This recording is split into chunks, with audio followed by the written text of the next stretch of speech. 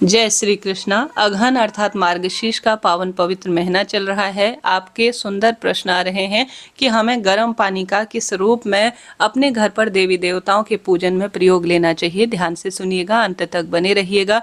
अगहन अर्थात मार्गशीर्ष का महीना भगवान श्री कृष्ण का महीना माना जाता है। भगवान श्री कृष्ण स्वयं कहते हैं, महीनों में मैं मार्गशीर्ष माह हूँ। इस महीने भगवान श्री कृष्ण बाल गोपाल की पूजा करने से अनंत गुना लाभ होता है।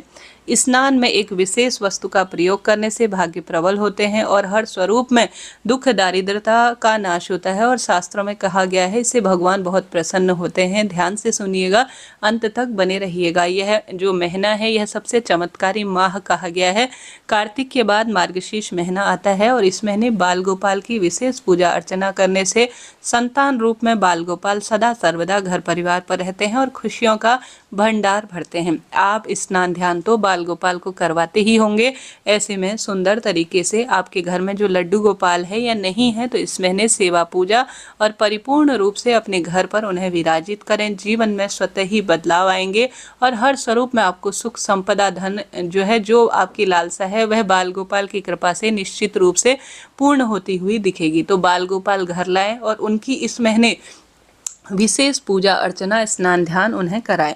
आप सभी साधारण सरल तरीके से, आपके पास पूरा महीना है, सुंदर भाव सच्चे मन से दामोदराय नमः या ओम नमो भगवते वासुदेवाय या आप श्री कृष्ण गोविंद हरे मुरारी हे नाथ नारायण वासुदेवाय, इन सरल से मंत्रों को गुनगुनाते हुए मोबाइल या जो भी आपके पास है उसमें आप चलाते हुए कहा जाता है। इस महीने सुंदर तरीके से सुबह स्नान ध्यान से निवृत्त होकर सूर्य भगवान को जल चढ़ाकर तुलसी पूजन के बाद अपने घर पर बाल गोपाल को जो भी सरल से मंत्रों का स्मरण करते हुए जो आपके पास लड्डू गोपाल है, शंख में एक बार कच्चा दूध भरकर और साथ के साथ तुलसी पत्र रखकर, दूसरी बार दही से, गौ माता का दूध और गौ माता का दही, इनकी महिमा शास्त्रों में अद्भुत कही गई है। और यह महीना बाल गोपाल की सेवा पूजा के लिए जाना जाता है। जो भी भक्त इस महीने सुंदर रूप में बाल गोपाल को तुलसी पत्ता कच्चे दूध से शंख में भरकर, किसी भी स्वरूप में शंख हो, दक्षिणावर्ती शंख हो या किसी भी प्रारूप में हो, अगर उससे आप बाल गोपाल को स्नान कराते हैं, साथ के साथ दही से स्नान कराने से अनंत गुना लाभ मिलता है और साथ के साथ पितरों को सुख मिलता है, कुलों का उद्धार होता है, ऐसा शास्त्रों में वर्णित है। साथ के साथ दूध दही और साथ ही शक्कर और शहद और चावल और साथ के साथ पवित्र नदियों का जल, जैसे कि गंगा, जमुना, भागीरथी, सरस्वती, कोई भी पवित्र नदी का जल आपको प्राप्त हो जाए तो नियम बांध लीजिए। नियमित रूप से थोड़ा थोड़ा ही सही, किसी न किसी स्वरूप में आपको किसी दिन दूध मिल जाता है गौ माता का शुद्ध, तो शंख में भरकर तुलसी का पत्ता रखकर विशेष स्नान कराएं। बाद में इसे घर के सभी सदस्य प्रसाद स्वरूप ग्रहण कर लेते हैं तो भी लाभ मिलता है। दही का किसी दिन स्नान कराकर अगर संभव हो तो रोज यह कार्य करें तो इस महीने लाभ तो मिलता ही है, परिपूर्ण सुखों की अनुभूति होती है। कोई विशेष अनुष्ठान, व्रत, उपवास आपसे नहीं होते, कोई यज्ञ हवन आपसे नहीं होते, कोई दिक्कत नहीं। बस इन कार्यों को पवित्र नदी का जल स्नान के काम में लेकर शंख में भरकर, विशेष महत्वता कही गई है मार्गशीर्ष महीने में, शंख में दही भरकर, शंख में दूध भरकर, शंख में चावल भरकर, शंख में श्रेष्ठ पवित्र नदियां जो मैंने आपको बतलाई उनके जल से अगर भगवान को दूध दही घी शक्कर शहद इन पंचामृत के साथ स्नान कराया जाए, भगवान को सुंदर रूप में गर्म वस्तुओं का भोग लगाया जाए, उन्हें अपने बच्चे के प्रारूप की तरफ, जैसे कि आपके प्रश्न आते हैं कि दीदी हम सभी भगवान को गर्म पानी से स्नान कराएं या ठंडे पानी से। देखिए, बाल गोपाल के लिए तो आप जैसा स्वयं के लिए प्रयोग करते हैं, अगर आपको सर्दी लगती है तो बाल गोपाल को भी आप अपने बालक रूप में, अपने सखा रूप में, अपने घर पर जो सुंदर रूप में, जिस स्वरूप में अपने बच्चे की देखभाल करती हैं, उस तरह से गुनगुना पानी प्रयोग में ले सकती हैं, कोई दिक्कत नहीं। उनके लिए आप सुंदर रूप में गर्म वस्तुओं का ही चयन करें। भोग प्रसाद में, वस्त्र इत्यादि में श्रेष्ठ फलों की प्राप्ति होती है।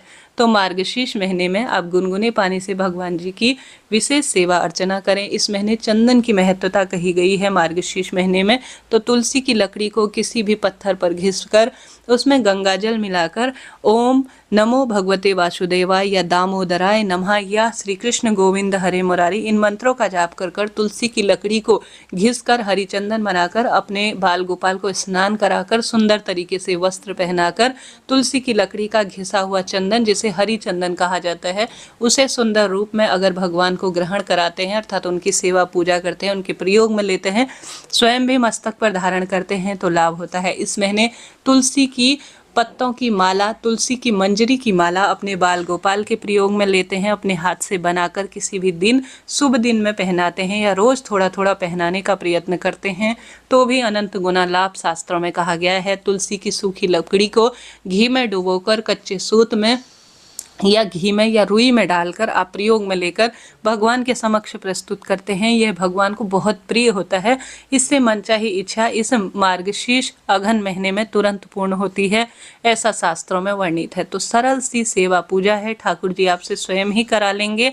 एक बार आप इच्छा शक्ति लेकर मन में थोड़ा सा प्रयत्न करने का जो है सुंदर रूप में प्रारूप करें, निश्चित रूप से लाभ होगा। आप श्री नारायण के लिए, बाल गोपाल के लिए गर्म प्रयोग में ले सकते हैं जल, परंतु जो हमारे पास महादेव का शिवलिंग होता है उसमें गर्म पानी का प्रयोग कभी नहीं करना चाहिए।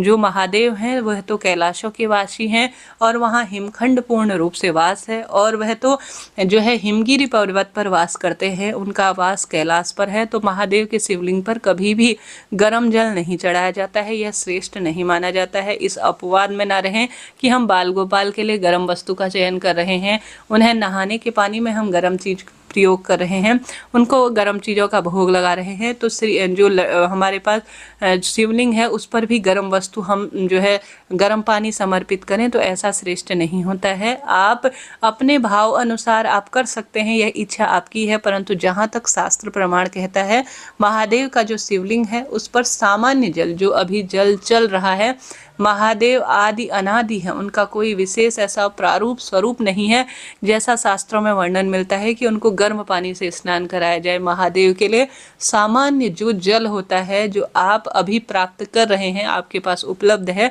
उसी जल से स्नान कराना चाहिए। महादेव के लिए गर्म पानी शिवलिंग पर चढ़ाना श्रेष्ठ और शुभ नहीं माना जाता है। हालांकि आप सामान्य रूप से जो महादेव की फोटो प्रतिमा है शिवलिंग पर स्नान ध्यान के बाद अपने भाव के अनुसार गर्म जो है वस्तुओं का भोग लगा सकते हैं। गर्म वस्तुओं का आप सामान्य रूप से महादेव के निमित्त वस्त्रों का चयन कर सकते हैं, परंतु शिवलिंग पर गर्म पानी चढ़ाते हुए आपने बहुत जो है कभी नहीं देखा होगा। तो शिवलिंग पर गर्म पानी नहीं चढ़ाना है, सामान्य जल का ही आपको प्रयोग लेना है। आशा है, उम्मीद है आप समझे होंगे। इस तरह से आपको सरल विधि से अपने घर पर पूजन पाठन के नियम को पूर्ण करना है। हारी बीमारी दूर होगी और सदा सर्वदा परिवार में खुशियां बनी रहेंगी। ओम नमो भगवते वासुदेवाय, श्री शिवाय नमस्तुभ्यम महामंत्रों का घर बैठे जाप करें। श्री नारायण के विग्रह स्वरूप के लिए सुंदर रूप में सेवा पूजा करें, अनंत गुना लाभ होगा। श्री राधे।